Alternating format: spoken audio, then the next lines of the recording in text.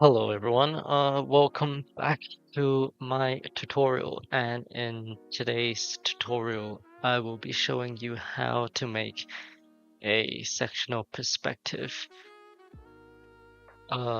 in Rhino. So let's get to it.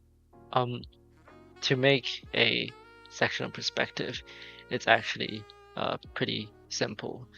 Let me just switch off all the proxy for this video because to make it less laggy.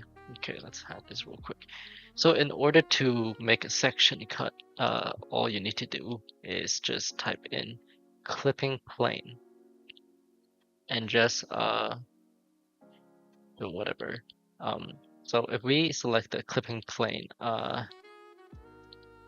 rotate the clipping plane to 90 degrees. Well, having this clipping plane right here, you can actually start to cut your section. To make a section cut, you can decide where you want to cut till. Let's say if I want to cut more to the middle, okay, let's say here. So I can just make this section cut. Just apply the proxies. Okay. So you can see like you can actually see the inside of the model. But don't worry, it's not deleted. You're just cutting it. So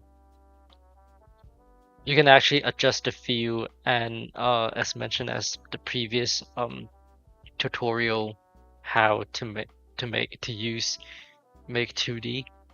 So like after adjusting a view that you want, you can actually select this whole thing and use the same command, make 2D. That will generate you a really clean sectional perspective drawing out.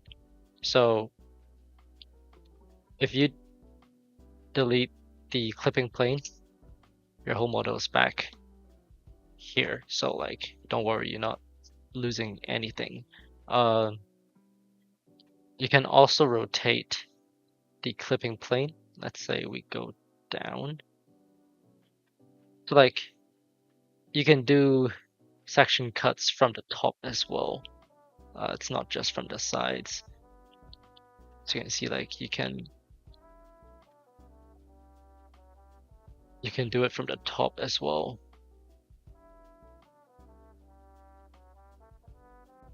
So to be specific, that if you clip it like that, for example, and if you make 2D, if you export it out, you can, same thing as I mentioned in the previous tutorial, that you can export it out, make 2D and export it out as DWG, or you can do it in Illustrator, which I'll give you an example. You can do some really clean drawings. Like these ones, you can make really clean annotations of your sectional perspective.